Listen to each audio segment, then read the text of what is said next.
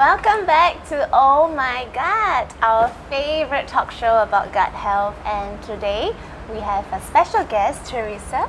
Hi. Hello. Thank you for agreeing to be on. And we are going to find out more about what she does. And we are going to show you something interesting. So let us know more about Teresa first. So Teresa, what got you started on your nutrition journey? And why did you decide to do this as a career? Well, I've been a teacher for many years, probably almost 20 years, and I've always had this interest in nutrition. Always enjoy learning about what food can do for you, what kind of ingredients make you feel healthier, and I always love talking to people about nutrition and the new superfoods and so on. And but I used to suffer from my own issues. I think after a food poisoning episode, I suffered from chronic hives and I couldn't get rid of it. Doctors prescribed so many medications. I went to dermatologists, gastros. Nobody could give me the answer of why it was happening. Yeah. And it wasn't until I decided to visit a naturopath and I explore the reasons and the root cause of my issue that I could, from the nutrition point of view, try to heal and that kind of restore my health. And then I decided that was something that I really enjoy. It was, great to see that through very simple things and natural things you could improve your health. And I decided to study nutrition and become a nutritionist and help others. It's amazing because I had chronic hives too. Oh, really? Yes. We need to talk about a lot of patches, right? Okay. And but that was 10 years ago now. Mm-hmm. And I was given antihistamines by my doctor because I did like a blood test. They cut a skin out of me to test as well, but right, that's like, but it's not conclusive. So they couldn't tell me exactly what I was allergic to. It could be heat, sweat, dust, something I ate, maybe something I touched, or insect bite, or stress, or everything combined. So I pretty much had to live in a vacuum if I'm gonna continue living that way. And yeah, I don't want to live on antihistamines. I don't want to live on steroids as well. Yeah. So that's why I also went to research a little bit on how can I heal myself. Yeah. I didn't know about gut health back then, but the Google algorithms are amazing because they introduce me new things. Yeah. So that was what got you started. Yeah.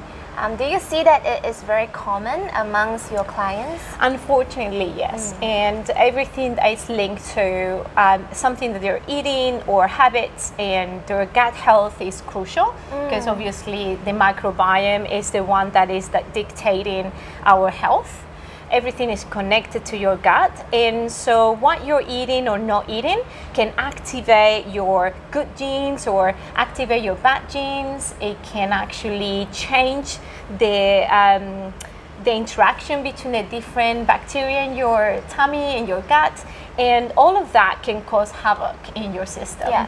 So I've seen with my clients that whatever issues they have, we always make the connection to the gut, and we always start there, and then that's when they start seeing improvements in their health. We don't really look at just the effect, we look at the cause, and we start from right to the beginning, that is the digestive health, that is your gut. Yeah, we don't just do the symptoms, right? Which is what antihistamines and steroids wanted to help, Absolutely. right? But then we want to look at the root of the problem, and a lot of the time it is linked to our gut, right? And you are also known as a culinary nutritionist. Yes. Right, you go by that name. And why, and what's your interest in this whole world of food? Well, I think that the reason most people fail with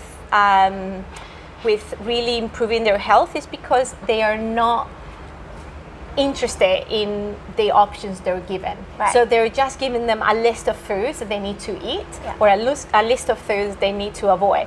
But after a while, they don't understand how to introduce those foods and how to stop their cravings, so they quit, and then they go back to the old habits. So for me, culinary nutrition is more about how to make healthy food yummy and delicious and exciting. And so when people are excited about their food, they don't mind eating,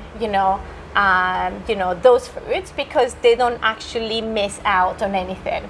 So you can still have, your sweets, and you can still have your favorite foods, but can be done in a healthier way. And that way you don't really miss out. Yeah. Yeah. So we have something very interesting, and it's in the kitchen. Yeah. So let's go and figure it out. Yeah, Yay. let's do it. Wow, what do we have here? Well, so this is my version of my weekly Buddha bowls, and this is one of the recipes that I kind of like get my clients to do the most of. Sometimes I even do like cooking workshops to explain this method. And it's a way of eating a variety of vegetables and good protein, fermented foods and grains, that it takes about an hour to prepare. Yeah. And you have probably your lunch ready for the whole week. Right. You have about, more than, I don't know, I haven't counted, but, in here, plus we also have more here. I don't know how many, but we have 1, 2, 3, 4, 5, 6, 7, 8, 9, 10, 11, 12, 13, 14, 15, 16, 17, 18, 19, 20, 21, 22, 23, 24, 25, 26, 27 ingredients. So that means that if you eat this throughout the week, you're eating at least 27 different plant-based ingredients. I think that is the difficulty. It It's is. the variety, right? It's a variety. Because we tend to go back to things we always eat and are very comfortable and used to eating. Yeah. So this is fun. And this is something like this week. Next week could be that instead of French beans, might have a snow peas. It could be that instead of edamame, we have broccoli sprouts or sweet potatoes. So whatever is in season. Sometimes it's better to just just buy that.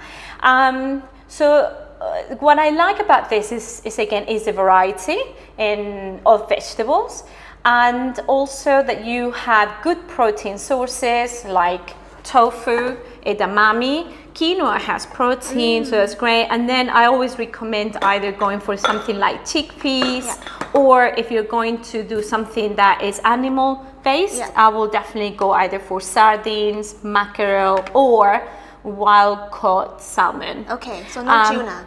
No tuna. It has mercury, Right. because the bigger the animal, the more mercury they have. So tuna is a really big animal. It's a big fish, so it means that it can accumulate a lot of the mercury in the body. So it's a higher number of mercury. And this one is wild caught. It's wild caught salmon. And then sardines and mackerel are always your best bets, because it has omega-3 that is fantastic for your health, but they're also very small fish. So the levels of toxins are very, very small. So it's great. It's a great source of protein. As I say, edamame is also high in protein, so it's another source that you have. Then we have fermented vegetables like kimchi. My favorite. And sauerkraut. So I tend to do either one or the other. This is purple. Yeah, because it's cabbage, red cabbage. So it's done with this kind of cabbage. Right. But you can make it yourself, and it's just much easier. So you have fermented vegetables. Then we got our leafy greens like salad, like lettuce, and then we have kale. I like this brand because it's a logo from Singapore. Yeah, very good. So I got my kale, and also we got spinach, baby spinach. And I normally buy baby spinach organic because it's really hard to wash off, because it's so fragile. Yeah. And so I normally buy organic, and so I can just add to my salad Makes sense. without having to do anything to it. Then it's very important to have a good variety of cruciferous. Cruciferous are great for your liver. Also helps you to get rid of the excess estrogen and hormones that we don't need. So something like broccoli or broccolini. Cauliflower is great, but I don't really tend to do those at lunch, more for dinner. Is there a like reason? cauliflower rice. No, it's just maybe it doesn't go well in the BBuddha bowl. So I'd rather cook it. In terms of taste? Okay. So the cauliflower, I might do like a cauliflower steak or cauliflower rice, and do like a sauteed cauliflower rice with something else. Yeah. So yeah. And then, Question. What if people sometimes broccoli cause bloatedness in people? The reason for that is because it's a kind of fiber. We have soluble fiber and insoluble fiber. So the insoluble fiber is the one that feeds and ferments in your, and for some people, if they have very delicate tummy, like you, then it might ferment a little bit more than it needs. Now, a little bit of gas or bloatiness is okay. It's okay, It means that your bacteria is, healthy. Exactly, is working. If it doesn't go away, obviously, often it's very uncomfortable. Then obviously, it's something you might need to kind of reduce and then introduce it slowly. But it's quite normal to suffer, symptoms like that. But it's basically the type of fiber that makes certain things a little bit more fermentable, like garlic or onions or cauliflower or broccoli. Some people find it in peas as well. It's just my a kind of fiber. Cannot take too much garlic because she would just stay up all night and like have gassy. It's just a fermentation. Okay. It just ferments. So it means that in that case, some people get a very limited diet or a restrictive diet, but I don't recommend doing that because then your tummy, your gut is never going to get used to those foods. So you have to kind of just slowly reintroduce and have a big variety of vegetables, so your body can adjust to them. I have clients that, for example, couldn't have apples because it fermented very quickly, got bloatiness. But then after starting slowly to change his diet, he now eats 3 or 4 apples in one go and no symptoms whatsoever. So it's possible. It's just so the trick is really to like slowly introduce it in, but also increasing the variety of other plants that you're That eating. is the key, is the variety. The more variety you have on a daily basis, the easier and the quicker your gut is going to get healthy and is going to have a healthy microbiome. So that's why this kind of meal, especially now that we're in lockdown, and we're home, like you can prepare this. Like I prepared it this morning. It took me about an hour, and I just have my food ready for the week. And it takes me, and we'll do it now, 5 minutes to make a bowl. Some of the ingredients will be steamed, like broccolini and broccoli. We have zucchini here. And we have green beans and edamame. Those are steamed. And it takes about 3 minutes to steam each of them. So I just steam, take out another one on the same pot with the same water. And the reason for steaming is because it keeps all the vitamins and minerals. It's the best way of cooking. boiling them. Exactly. So it keeps more of the nutritional value. Then this time the only thing that I sauteed was tofu. Sometimes if I get asparagus, I couldn't find this week. So if I had asparagus, I will also saute the asparagus. And then I get some fruits that I just slice or cut, like the cabbage, carrots, cucumber, and bell peppers. One thing that I do for them is that I take, once I cut them at the beginning of the week, I take a paper towel and I just wet the paper towel and I just put it on top. And that will keep my vegetables moist and and fresh for the whole week. So they will look the same on Friday. This is cool. I yeah. heard other ways is that they would put in like water. In water as well, in you the can do that. jar, But yeah. that will keep you for maybe a little bit less. They will start becoming this more is much soggy. better, This okay. one will keep them crunchy a little bit more. And then something like lettuce, I will just put a dry paper towel inside. So instead of wet, you just put a dry one. Right. And that is to absorb the moisture from the lettuce so it doesn't wilt. So, okay, so you will always remove from the original packaging Yeah. and put it into a bag with a dry paper towel. Exactly. Okay. Yeah. The only ones that I don't do is something like this kale because you know I like the way it's being done and it's not wet, Yeah. so it doesn't create humidity or Yeah. you know or This is sturdier, right? it It's is yeah. exactly. So I don't do that for that. Okay. And then we have things like tomatoes. We don't have to do much to them because you can just slice them before you put them in there. And Olives. yeah, then we have something like olives, good fats. We have some microgreens, That's, yeah.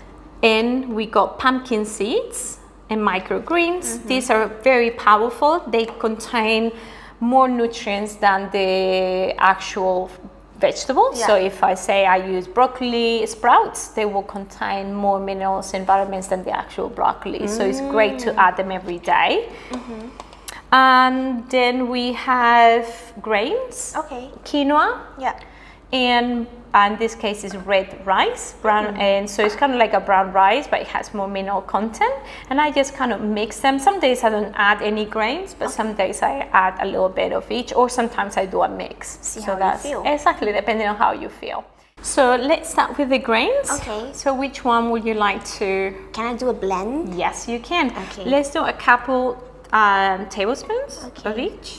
Oh, I like the colors already.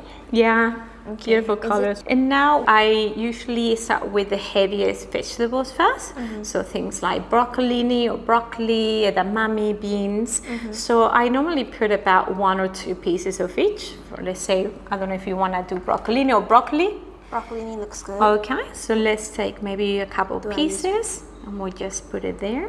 Do I use this? I normally use my hands, Okay. but you know. Hands is good. Hands is good. Okay. Now let's add maybe either some edamame or green beans or that. I would say choose at least 2 of them. Okay. I love edamame. Okay. Yeah. Something like that. Perfect. Okay.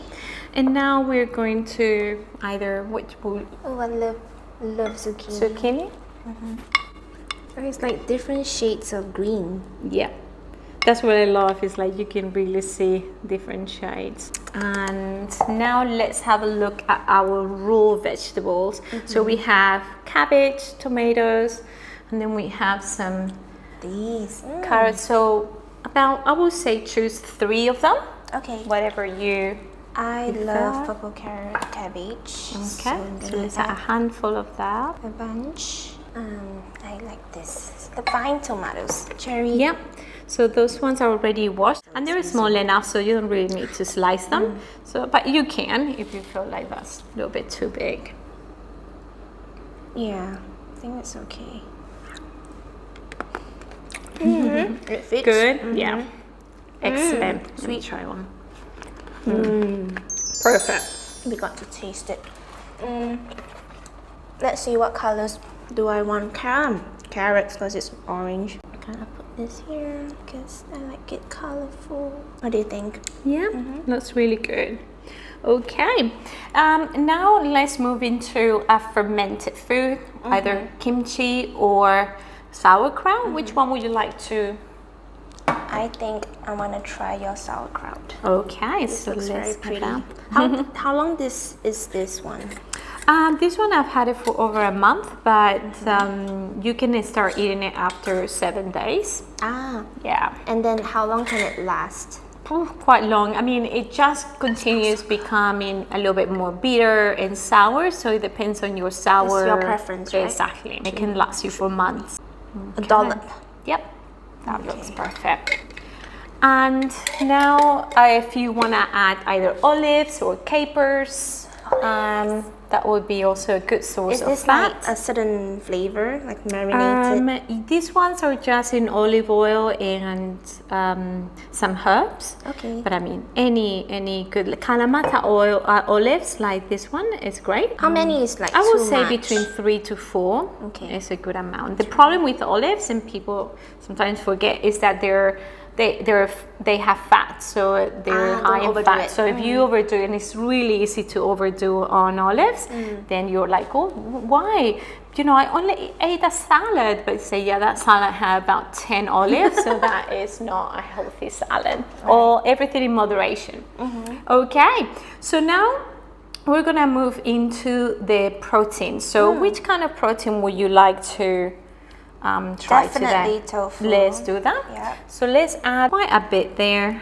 Did you add any oil? Then I saute with a little bit of sesame and olive oil, and then I add some tamari. Tamari is a gluten-free soy sauce. Yep. So it's better for you. Do you advocate just to go gluten-free even if you don't have an No, allergy? gluten is only reacted to people that have issues. So because it's a protein, and if you have a leaky gut, that's probably one of the things that you may suffer from. It's a leaky gut. Then anything like you need to add more. More? Yeah. Anything that has a protein can be reactive, and it can cause you more issues and can cause inflammation. So if you don't have a leaky gut and you have a healthy diet, a little bit of gluten in your diet is not gonna do any harm. Okay. How do you test? Well, you can take the test for leaky gut. There is a test, especially naturopaths, and you can get it done in laboratories. Can test for it, and it can tell you what is your permeability, basically how tight or loose your gut lining is. Is this enough? That is perfect. Okay. So we eat too little protein, right? And we don't realize it. Oh yeah, a lot of people don't realize that they're eating very little protein. Your protein should be about the size of your palm, including that side of the first part of your thumb. So just All like of chop that. off all the little fingers. Exactly. Okay. Yeah. Like this part. Exactly. Ah, That should be your okay. protein. Yeah. Okay. Okay. Now let's add maybe some sprouts. What is this? This one is from pea flour, and it's very sweet and nice. So I thought it was like a butterfly. yeah, it looks like a butterfly. I'll put my I know you butterfly can here. put it. Oh wow, okay. So how much do Just we... a little handful, Right on the top. anywhere you like. Oh, Is your there's a flower plate, so. here. I know, very cute. Okay. Very pretty. And then let's not forget about our greens. So we got spinach. I will say to choose at least 2 out of 3. So we got spinach, we have lettuce and kale. Which ones would you like to put in your plate? Spinach and kale. Okay, let's do that. Okay. So let's add some spinach there. And then Like a little handful as well. yes, a little bit more than that. Yeah, I will say probably about that half. Okay. Should be all your spinach. My sauerkraut is hiding. It's alright, because once you start eating, you kind of like Stir up the stir rainbow. it, and then you eat it. And then for this kind of kale, what we're gonna do is just take rip it off the exactly, because it's a little bit too thick. So I just tear and pour there. I'm just gonna take this beautiful leaf, spread that. And what I'm do you gonna- do with that? Those ones, it's something you can either use for vegetable broth that you're making. Okay. So I normally have like a little bowl when I'm cooking To keep it. and I just keep like the discards that I'm not gonna use for cooking, but then I take them and put them all in a pot and I boil them, and then you have a good broth. Yeah, and then Yeah. it's easier to digest when it's in the Absolutely. pot. Okay. Yeah. Do not waste this. And finally, we're just gonna add some pumpkin seeds. Sweet. Okay, this thing we also can easily overeat, right? Absolutely. So what is a good amount? I always say 1 teaspoon of seeds. There you go. Okay. So that will be the salad. And as you can see, it's a big. forest. Yeah. It looks like a forest. It's very healthy, and it probably took us about 5 minutes to put together. And then tomorrow, we could do something similar. We could just choose maybe peppers and Something cucumbers, different. broccoli, green beans, or And a different protein. Exactly, and a different. And every day you have a different kind of protein. That that would be great. And then what we can do is we can add some olive oil, and what's the portion for that? The portion for that is always a little bit more. I always say no more than 1 tablespoon of olive oil. Okay. If you or you want to lose weight, then it's always better to have maybe just 1 teaspoon. Okay. So For this big bowl, exactly, it's fine. Exactly. But this bowl is fine. So it depends on if you're on a weight loss program or not. So in this case, we're gonna put 1. It's a little bit less than 1 tablespoon because this is not really deep enough. Very flat. Exactly, it's very flat. That's why I like using it, because that way I'm not over. Smart. Yeah, and then just a squeeze of lemon. All depends on your taste. Yep. And then we add a little bit of salt. Is I that just pink take Himalayan? it. Yeah, pink Himalayan salt. Just a little bit of. And then some people like more amount, and I always tell them that if they want more dressing, but they don't want to add more oil, or they don't want to add, obviously, and break the balance with the lemon, let's just add a little bit of water. Oh. So you add a little bit of water to your mix, Yeah. and that will increase the volume. Could we add like the vegetable broth that maybe we make? Yeah. Sometimes you can add a little bit of chili sauce or Dijon mustard, but adding a little bit of water to your, That works, right? It makes it more, and and it doesn't have that extra calories if you worry about that. So now we just have to pour. It's done. So would you like to try? Yes, please. All right, let's take a fork. Is there an art to stirring and mixing? Not doing very, just doing it slowly. Just want to mix a little bit. Okay. And then you can kind of mix more as you go, because obviously there's a lot of the green vegetables that have a lot of volume, but once you start eating, Right. Sometimes it's like they do it in a jar, right? And then we can just like. The problem with that is too small, so you're not really eating eating enough nutrients. It has to be in a good bowl like this, where you can add It's a lot of huge. volume Yeah. for greens, especially for greens, because they have so much volume that we tend to put just a few, and we really want to add as many as we can. This is a good bowl of salad. Yeah, it is a bowl of goodness.